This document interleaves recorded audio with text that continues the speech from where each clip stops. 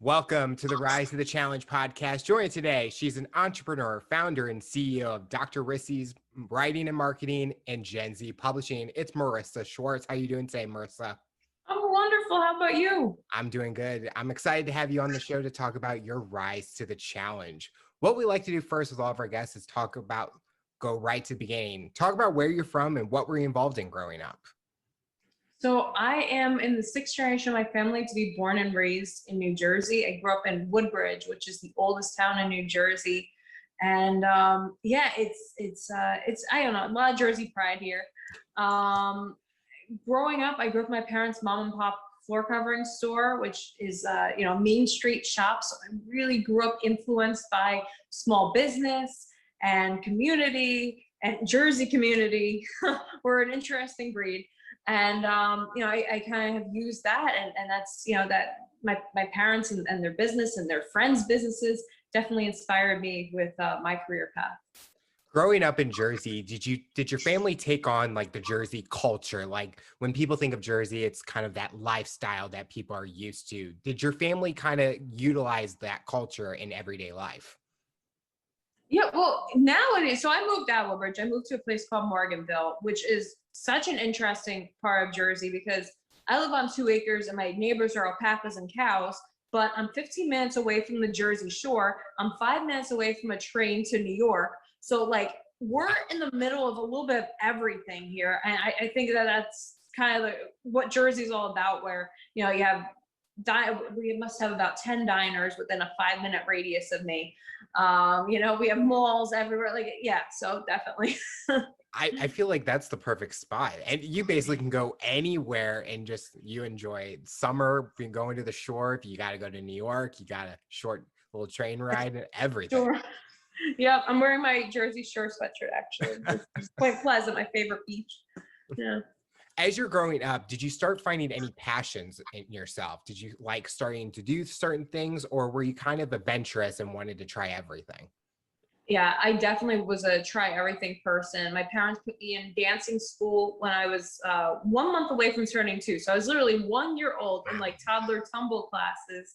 And dancing was a big thing for a while, but then I discovered acrobatics and singing and karate and just tried a little bit of everything. But I started my first online business when I was 8 years old. I was collecting Mighty Beans, which they're like little magnetic, you got to collect them. They have all little faces and stuff. And you would try to collect the rare ones, and I got so many packs that I had a bunch of repeats. I was still missing certain rare ones. So my first business was selling Mighty Beans on eBay to get the rare Mighty Beans. And I've had that PayPal account since I was 8 years old doing that. So that was, I think, my first venture into that. And then writing and reading and all of that. My father would read to me every night before I went to sleep. And that was a huge influence on me. Like I just loved learning the stories and everything. So I did have a lot of passions and tried a lot of things growing up, but the things that I stuck with definitely were there from an early age. Was it beneficial to start that Mighty Bean business right away so you can learn, and as you're getting older, becoming an entrepreneur, you knew what you needed to do to make it successful?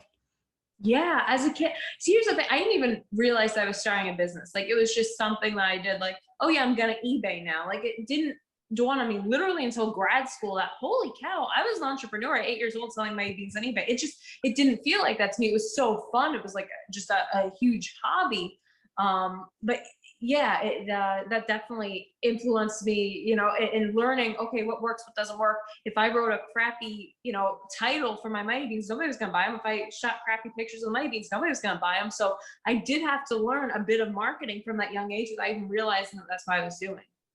When you were trying the different activities, was there ever something that stuck out to you that you're like, maybe I want to pursue this even longer? Yeah. Oh, well, performing, like singing and dancing and all that. I love that. And from competing at such a young age, like I wouldn't get stage fright. Like I would just walk on stage and I would actually be more afraid to talk to people like one-on-one, or especially in a small group. Like put me in a group with 3 people, so scary, but put me on a stage, totally fine. So, from a young age, I knew that I liked that whole performing and all that. I didn't, and now, with doing this, I get to perform a little bit. Like I do my social media, my TikToks and all that, but it was something that I would have never imagined the way that morphed into what I do. Why do you feel that you were better at being on a stage in front of many people than in a small setting with a couple people? Yeah, I'm an introvert at heart. It's actually funny. I always thought I was like the only person in the world that felt this way. And then I heard an interview with Lady Gaga, and she's the same way. It's something about just feeling comfortable. Well, first off, it's also when you're performing in front of a big crowd, you can't necessarily see everybody's faces. I always like to look above the crowd, or I wear sunglasses, and then I can't see the faces that they're making because that is intimidating as heck. But when you're in a small group with one person or three people, if they're not listening or if they're judging, you notice that. So it's a lot more, it's even more intimidating that way. I think it's kind of that if I'm not a psychologist, but if I'm going to psychoanalyze myself, I think that has a lot to do with it. And I'm just an introvert by nature. And yeah. See, I'm the opposite. Like the smaller setting, I'm more comfortable with because I can try to get them one-on-one or grab their attention. But when I'm out in, like, I remember doing like public speaking classes and there's maybe 10 other people in the class. That was fine. But I've done speeches in front of 300 people and I'm like stage fright. But then I think as I got older, it got a lot better because I think I got more comfortable with what I was talking about. Then I'm like, oh, okay, I don't care. If they don't like it, I can't please everyone. I got to just do my best and try what I can. Absolutely. Did you start finding, as you're getting older, you talked about your dad was reading to you and books. When did you start wanting to pursue that even more? Because you talked about in some articles that I read about you, where you started to write at a young age. Yeah. So it was fun. I had my first national article published when I was 12 years old. I was always reading. So of course, then I wanted to try, my hand at writing something that would inspire people. So I had my first article published in a magazine called Discovery Girls, and it was about my experience with Lyme disease. And I started getting letters from I was 12 at the time, other little girls saying how my story inspired them. Some of them had also gone through illnesses and things, and just hearing from them and that people actually read my writing and that actually impacted them, it was mind-blowing. And I was like, I have to keep doing this. So then at 13, I became an advisor to Junior Scholastic magazine, which was in like the libraries, one of those little like 5-page magazine things. And Yep. They would ask me for like my opinion on different articles. It was really neat. I would get to weigh in on these articles and be in the magazine. And I loved it. It was the most exhilarating thing to me. My classmates would go into the library and, oh, let's see what Morissa had to say about the weight of our backpacks. Like, it was just really cool. So I kept writing for fun, but teachers can have a huge impact on you because I then went to a biomedical science academy. Everybody was like, oh, you need to become a medical doctor. It's the best way to go, blah, blah, blah.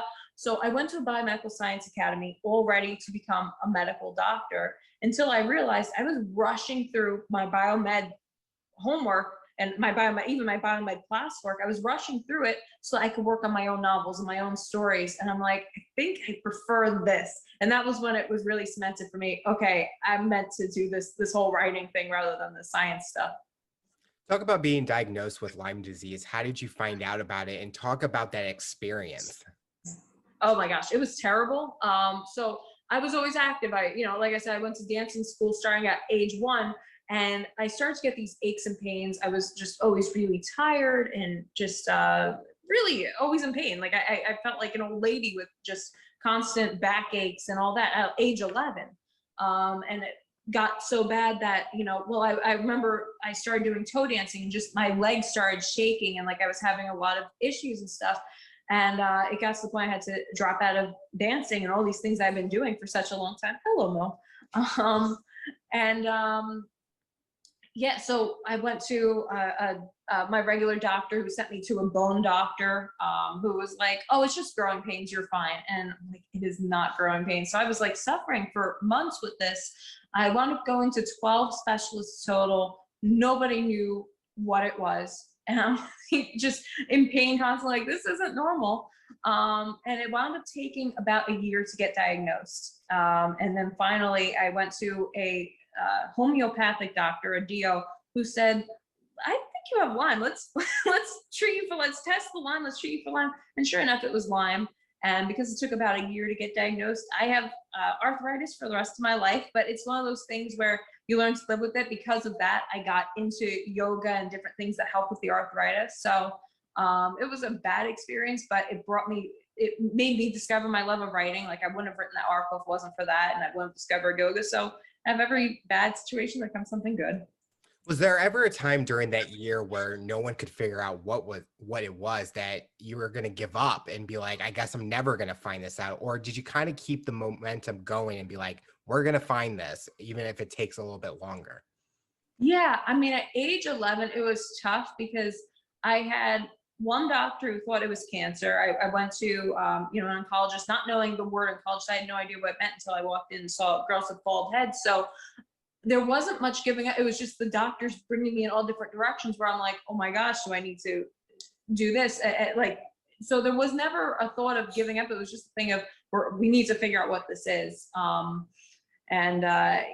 doctors wanted to, give up, I guess, we don't know. And some of them told my parents or asked them like, could she be making this up? Actually, a few of them said, could she be making this up? And thank gosh my parents didn't entertain that thought, because that was probably that was the scariest thing for me, was the thing of being in all this pain and not being believed. That was something that, another reason why I thought about becoming a medical doctor, just like I could help people that go through situations like this. Nobody should have to prove that they are sick. It's a crazy thing. Was it hard having to give up like dancing and all that performance-based activities because of the Lyme disease? The dancing, actually, I was pretty relieved at first because I was a competitive dancer. There was a lot of pressure with the dancing. So at first, the dancing was like, you know what, this is nice. It's a little bit of a break. But I did start to miss it. And I was supposed to do a pageant. So I also did pageants. And this was about 3 months into it. I was like, I need to perform in the pageant. I need to compete in the pageant. And my mother was like, well, your talent is dance. So how are you going to compete in the pageant? I was like, I'll sing. And I had never sung publicly really by myself before that, but I sang for it. That was my first time publicly singing, and I loved it. And that allowed me to discover my love for singing even more. So again, something good came out of something bad, but I guess I didn't miss the dancing as much once I got more into singing. You mentioned that you were able to write an article about what you were going through. Was this an amazing opportunity to express like emotions and being able to start small by helping other people that may be going through the same situation? 100%. One of the big parts of the article was about the doctors not believing. And the big quote that they pulled out was, I wish that the doctors could hurt like I did for just one day and then they'd see. And that, I remember that quote was a little bit controversial with some people, that like, oh, you're wishing your pain on the doctors? I'm like, no, I'm saying that doctors need to believe their patients. So. I think I can relate to that. I'm a type 1 diabetic, and a lot of times the doctors don't know what we're going through. And so we're explaining it, and then they kind of go into a different direction. But it's like, if they just experience what we were going through for that short amount of time, they may know the direction that we need to go to be able to fix those things. So as much as I can agree to that quote that they pulled out, because it's true, because they don't know what we're going through, but they just have to feel it and understand it. 100%. Yeah. So talk about, where did you get inspired by writing your novel? What was the kind of the theme and the concept that you wanted to talk about? Yeah, so I self-published a book in high school. That was a guide to contests. I loved contests. I always entered those. But my first traditionally published book was a memoir. It was called Notes Never Sent, and it was about the people that you see on maybe not a consistent basis. So let's say the cashier that I see at my local convenience store who compliments my necklace. Maybe I was having a bad day and she turned it around by being so friendly. I would write letters to those types of people in this book about how they can impact you. And then I also did some personal stories. I did a few like suhitsus and poems about people who had an impact in some way in my life or my experiences. Like my great grandmother, I talked about her, and she was an amazing lady. She dropped out of school in 8th grade to take care of her mother and 12 siblings, and was just the most brilliant person that I had ever met. And just, I talked about that. I talked just a lot of personal and family stories and experiences, as well as those kind of letters. What was the reaction when people were reading these letters or these items? Yeah, I did a lot of readings, and I'll never forget. I did one at a local library, and I read the story about my great grandmother, and people literally broke out into tears because the part that I read detailed how she passed away. Part of it was her passing away, and they were literally in tears and audibly crying, and it was like, wow, my words can have that much of an impact. That's insane. That was another mind blowing moment. And then I had a young woman. She was probably about 5 years younger than me, and she was a local a local young woman, and she just came to like every reading, and it was Lenise. You made me feel like Taylor Swift, that she would, whenever I would have a reading, she would follow me and go to the readings and listen, and it was just the coolest thing in the world. Like, oh my gosh, there's somebody who likes it that much that she's going to all my readings. So yeah. You're gonna have to bring a security guard the next time. She's gonna become your It entourage. was crazy. Yeah, it was I had never met her or anything before. That was just, she went to one reading and enjoyed it so much that she followed me, and just on social media, and whenever she saw a reading, because she lived in the nearby town, she would go to each one. It was really neat. Did this give you the idea that I want to pursue this long term instead of going into the medical side or something else that you are passionate about? Oh, 100%. That is the kind of positive reinforcement that somebody would need to go, yeah, I can do this longer. So I think that even more than that, I knew that I always wanted to, go for my doctorate, but I was thinking medical doctor, but that was what made me say, oh, you know what, I can go for a doctorate in literature. What? So that was really what pushed me in that direction too, and what pushed me to publish more and to publish other people through my my book publishing company. So where did you go education wise? Did you have a certain college that you wanted to go to, or was there a different direction that caught your eye?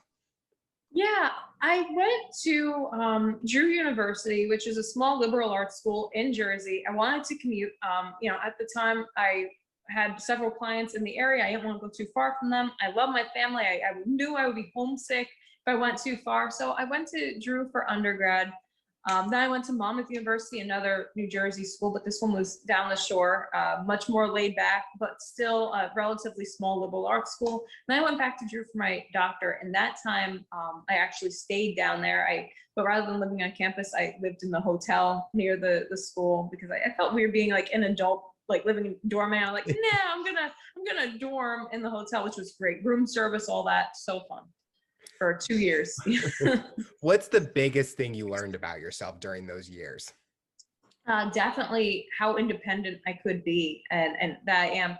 A lot of people give like commuting to school some flack, and they say, oh, you're not getting the full college experience, but I have to disagree. The fact that I would drive an hour and a half each way, I was super involved on campus. I was a member of a bunch of clubs, so I would get to school at 6:30 a.m. and I wouldn't leave until between 11 and 1 a.m. most days. So you can definitely commute and still be a huge part of the campus. And I felt like I was independent because I was driving, and I was always the one with the car, where they wouldn't allow people on campus to have cars sophomore and freshman year. I was the one with the car. I was the one who learned to navigate the parkways and do all these other things myself. So that was a huge learning thing, just how independent I think that was my biggest thing, was how independent. And now I live on my own and all that in my own home, and I learned a lot of great skills to be able to do that. We talked about it earlier about small settings, amount of people, it was harder for you. Were you able to be more open in a smaller setting during your college days, or did you kind of still have those same thoughts going through your mind and preferred the bigger settings? Yeah. So actually, when it comes to schooling, I'm fine. I like smaller classes. I think that's good. So it was funny in undergrad at True, my largest class had maybe 16 students, and then in grad school, my largest class had maybe 6 students. Like, it was a super small school, and I was okay with that. Of course, I'm always, I'm an introverted, so I take a little bit of warming up, but I was fine with that. Well, actually, when I had to present, that's a little scary, but I would rather that than a school like Rutgers. Like, Rutgers is where everybody from my high school went. It's like the biggest school. It's basically, it could be its own city. It has like 10,000 students, maybe more, maybe 100,000. It's like a ridiculous number. That I would have been way more uncomfortable with. So I did like the small setting for school. That's like here in Missouri. Everyone goes to Mizzou, and I'm like, keep me away from Mizzou. Like, I wanted the smaller setting because I think I preferred it instead of going into a hall where there's 100 people and your teacher barely knows who you are. So I kind of can relate to the small setting. Not as small as 6 people. I mean, that would have been interesting. You can't walk in late to that class because you're definitely going to find out. You can't, and you have to stay so focused. They notice if you drift off for even a second. Yeah. That's funny. So when you're going to college, were you thinking about the next book that you wanted to write, or was there more memoirs that you wanted to write also? Yeah, in college, that was when I was working for a book publishing company, and just having the little seeds planted of the book publishing company that I wanted to open. So I was less thinking about the next book I was going to write and more thinking about how can I publish other people and make this into a business. And I did publish a few of my own book. I think I published 2 more books after that. I published a guide to writing and a guide to online business, but they were both nonfiction and they had a lot to do with my business more than that. So I got a little bit out of the creative side to, that business side. But then for my doctor, I had to write my dissertation, and that pulled me right back into that more academic / creative writing, because I wrote my dissertation on nihilistic libertarianism and popular culture, which, I dealt with just reading all these, it gave me an excuse to read a lot of my favorite literature again, like No Country for Old Men, things as silly as like Fight Club or Kick Ass. Like I included all of them in that. So yeah, I got to be creative. When you're writing those guidebooks, with people reading them, is it hard for them to know your experience without actually talking to you, or were you able to write in the book your experiences so that they could trust all the information that you were giving? Yeah, that's a great question. I made sure to put some personal photos. So like I started out my business guidebook with a photo of my parents and myself when I was like 5 years old, standing in their store, holding, a community award, showing, I've been in small business since I was this small. So I did it. The first chapter, I think pretty much every single one of my books, in the introduction, I kind of establish who I am, why I'm writing it. And I include some visual cues as well, so that people know, okay, got it. She has the experience to tell me how to do this. I think that's smart because there's so many books out there on like the same topic that it's hard for people to know, why should I read this one over another one? And I think even with like watching people on TV or in movies, it's like, why do we want to believe your story than someone else that's going through the same thing and not listen to them talk about the same topic? Absolutely. So after college or during this time also, how are you creating those businesses that you have today? Yeah. So in grad school, I would go to the library between classes. I started out actually as a freelancer. So for my marketing company, I would do freelance book writing and book editing. So just like anybody else with like a job. So, my friends were getting jobs at internships or jobs at the mall, things like that. Instead of spending my time doing those, I would just go to the library, work on my businesses, freelance. And then I grew the freelance business into that. And then for the book market, for the book publishing company, I grew most of it through Twitter, just kind of tweeting about what we were doing and then editing the books and publishing them. So it was really just like a job for me. Do you feel that you're so focused on the professional life that maybe your personal life or social life was taking a back seat to all of this? Oh my gosh, definitely. So, well, actually, I shouldn't say that. In college, I was super involved, but a lot of it still had to do, that was my profession at the time. So one of the clubs that I was in was the newspaper club. So, I would contribute a few articles a week to that. So it was building up my portfolio. So, but I made friends from that. I would do a lot. We did bingo. We did all kinds of stuff. So I would say in college, I had a decent social life. I think that in grad school, though, yeah, I didn't have nearly as much time to socialize. And then I had 1 year. So I finished school and I had 1 year to be social. It was great. I'm like, oh my gosh, look at all this free time I have without school. And then COVID hit and the social life went again.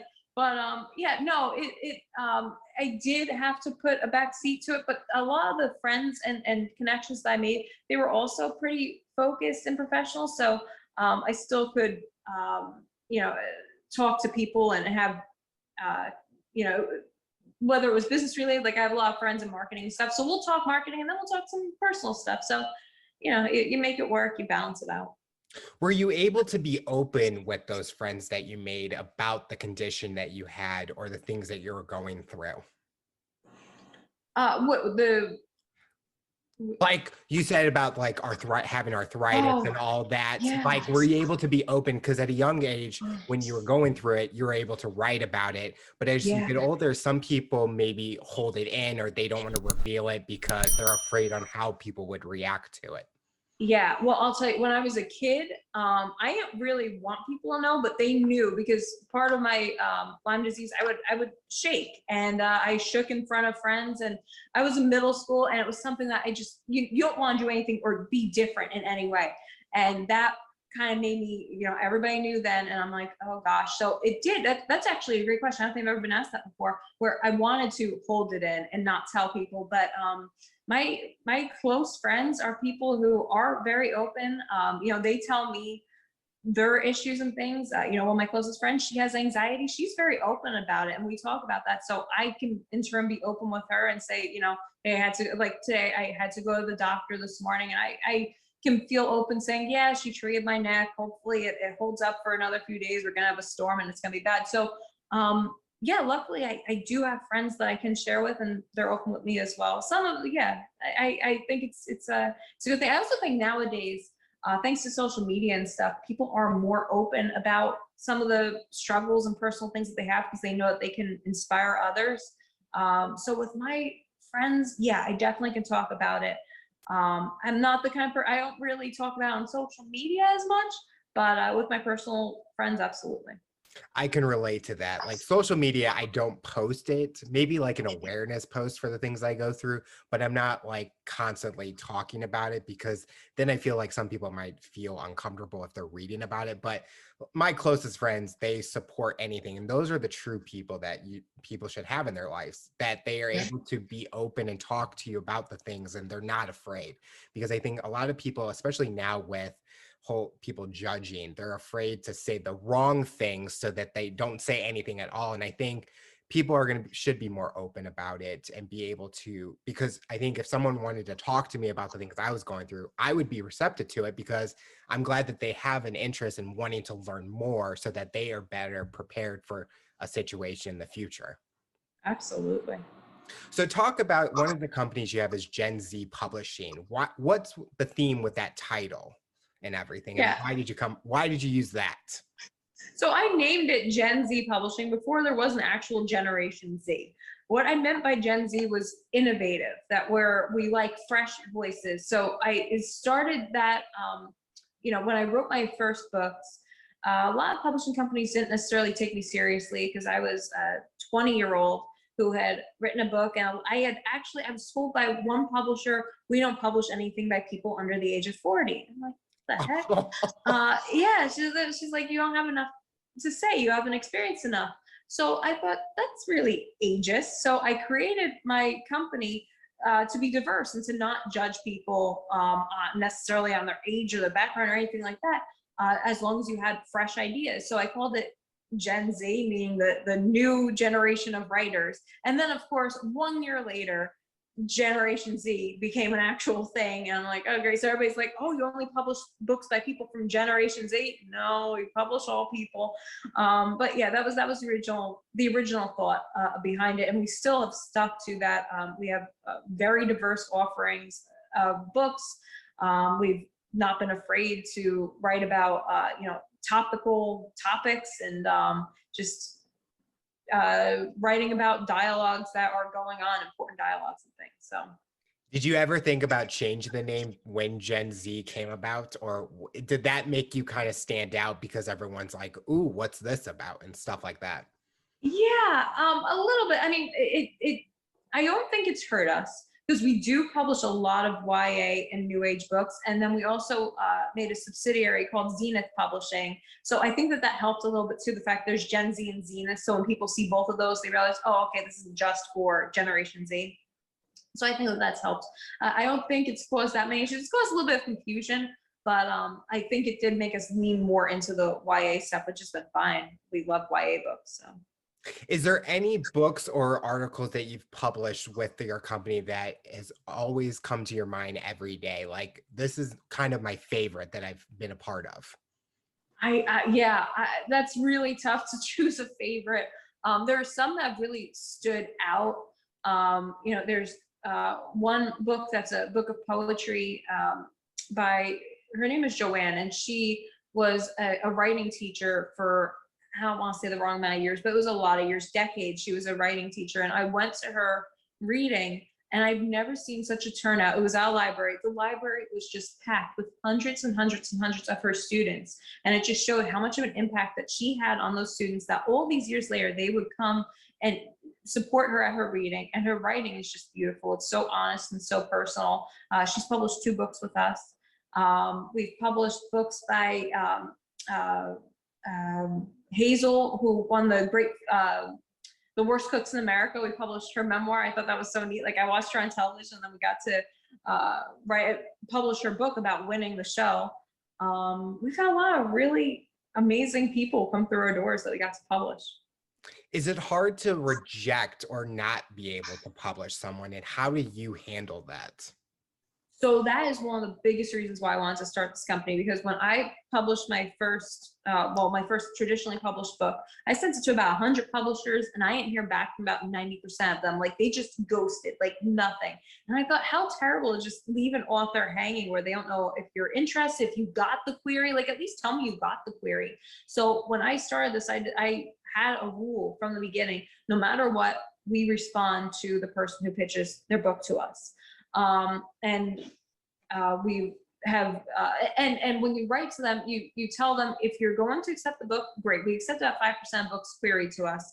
But if we're not going to accept it, we tell them why, in a very nice way. Like, hey, if you hired an editor and picked up the grammar a little bit and worked on some of your syntax, we would be interested in potentially looking at this again in the future. Like, things like that. Just tell them why, so to help them. I mean, these are independent authors who are just trying to let their passions out. Like, I think that they deserve the attention. If they're taking the time to write to us, we should take the time to respond. So it is very, very difficult rejecting people. My first 2 years, I tried to reject as few people as possible. Now we've gotten to the point where we're just getting too many queries, and we can only publish so many that we have to reject 95% of people who query us, but we try to do it in the nicest, best way possible. It's going to be constructive for them.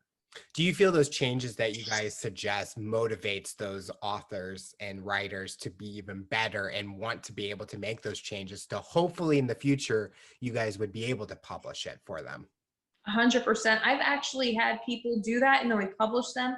I have another person who took the feedback so well that he actually applied for a job with us, and I was like, you know what, this is a go-getter. Yes. And he's been working with us for about a year now. Like, it's really neat.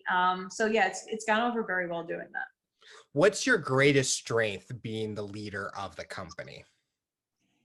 I think the fact that I just go for stuff. Like, I don't have really that fear of failure. Like, I'm just like, let's try it. If it works, great. If not, we'll do something else. I'm from Jersey, so very fast paced. Like, all right, let's try it.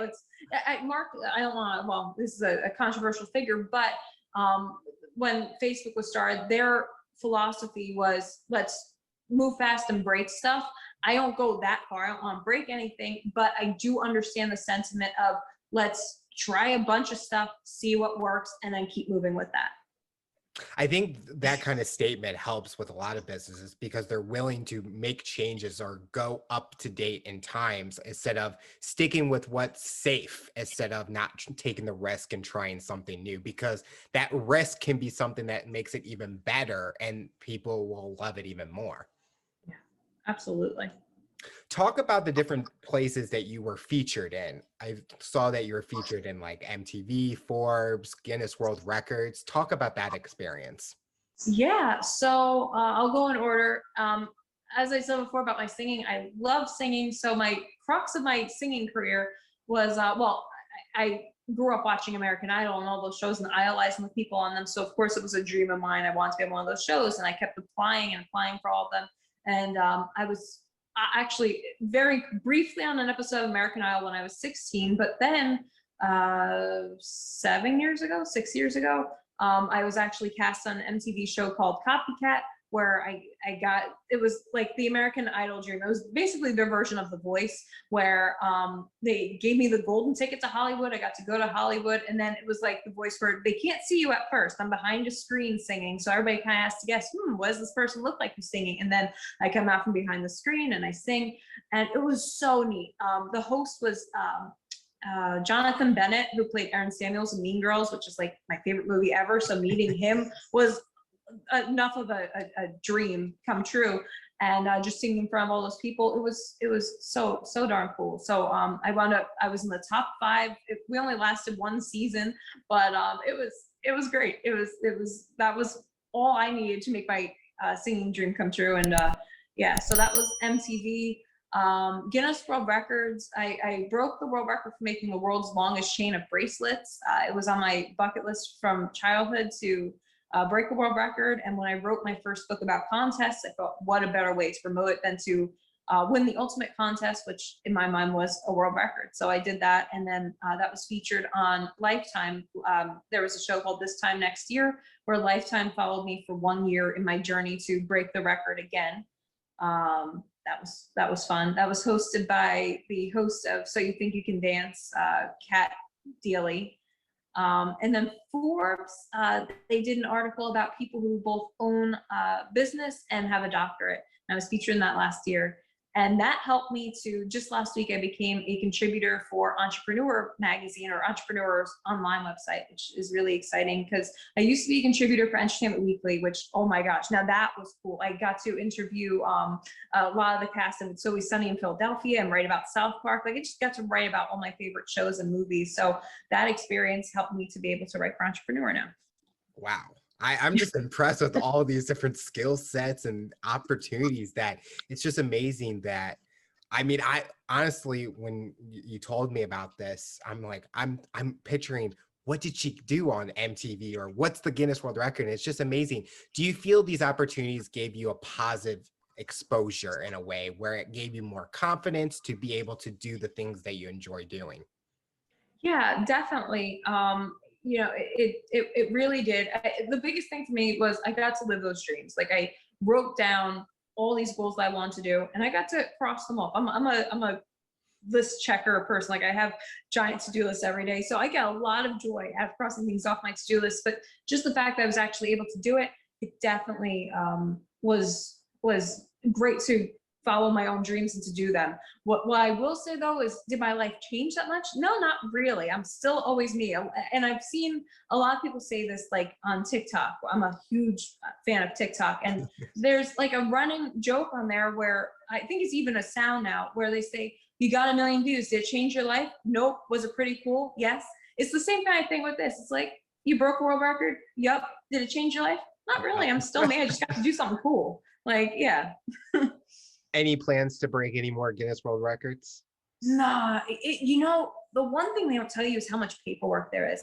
There was so much paperwork, and they're headquartered in the UK. So I'm like, my mother literally had to fax them stuff. Like, it was the year 1900, you know, and we're mailing stuff to the UK. It was a big pain in the butt. It took an entire year just to get it certified. It was a lot. So my world record days are over. Did you have to have that, like, because I know with like YouTube videos, they have that person that has to watch you do it. Did you have that, someone that's following you around or watching you do exactly, or how did that all go? Yeah, so that's the adjudicator, and you actually have to pay their travel fees to come from the UK to the US, plus like a $5,000 fee. I did not do that. I opted to do something else, which is having 2 like witnesses that are approved by them. So I had at the time my high school principal and my local newspaper editor. They had to be the ones that followed me around and looked at everything and swore and signed off. And then I had to have 2 notaries actually look and count each bracelet and sign off on it. And I had to film myself for 72 hours straight while I put it together. So I have every single moment on film, not allowed to be edited or anything like that, just like a live feed of it. Wow. Yeah. Yeah. I'm still amazed at the $5,000 fee for the adjudicator. Like, yeah, I'm not breaking any world records. I got to pay for them to come and then I don't get anything out of it. Like, exactly. You get the plaque, but that doesn't cost me $5,000. Yeah. No, I know. So that was but I do like the fact that they have where you could opt out of it because I was not spending $5,000 plus their lodging and everything too, because it was their travel. Yeah. I would put them in a Motel 6. They ain't gonna stay at the Four Seasons or anything. Right? Yeah. Is there anything looking back at your journey that you would change, or do you like the way it's been going because it's taught a lot about yourself and the growth for you? Yeah, I do like the way everything's gone. I think my biggest thing always is just I wish I wouldn't have stressed so much or worried so much and just enjoyed the ride. My father is the most go with the flow kind of person. He's a very successful entrepreneur and he's always stressed that to me, just everything works out, everything will be fine. But I've always had this like little nagging, like, but what if it doesn't? And I wish that I didn't. I wish I had just enjoyed like going on MTV. It was fun, but I was physically sick from being just so nervous about what if I don't win the competition? Well, I didn't win the competition, but you know what? It was an amazing experience. I don't think it would have been any less amazing if I would have won. Like, there were so many things that you just stress and worry about, and it's for what? It's like, just enjoy. So what does the future look like for you? What are you hoping to accomplish personally and professionally in the next few years? Yeah, well, I definitely want to keep growing and scaling my businesses. That's, I think, the biggest thing. We've grown a lot. We've grown the team, grown our client base. I would like to keep doing that. I have a few other smaller projects in the works, a lot of like partnerships and things like that. But I think the main thing is just growing and not growing so big that you are. I've had it where I went from being a solopreneur to having a team, and that was overwhelming at first because it was a lot of growth really quickly. Now I'm getting to the point where gradual growth is okay too, So I think I would like gradual growth would be great for myself, for my clients. Yeah. The final question I'll ask you, based on your journey and experience, for someone that's listening to this interview, what tips or advice would you give them to overcome obstacles, accomplish their goals, and rise to the challenge? Well, there are a few things. I think the biggest is just to not worry about failure. I talk about my dad a lot. My father said to me one time, think about what is the worst thing that could happen. Is that so bad? And it's never as bad as you think it is. And it's like that really bad scenario in your head never actually happens. But even just thinking about what it could be makes things feel so much better. And then I also like the idea of the fact that there is no box. Like, you don't have to follow a formula. A lot of people say think outside the box, but there is no box. So you don't have to follow any formula. If you have an original idea, you can chase it, you can follow it. You can kind of pave your own path. Well, Morissa, I want to thank you so much for coming on the show and talking about your rise to the challenge. You're inspiring so many people, and we're excited to see what the future looks like for you. Thank you so much. It's been an absolute pleasure.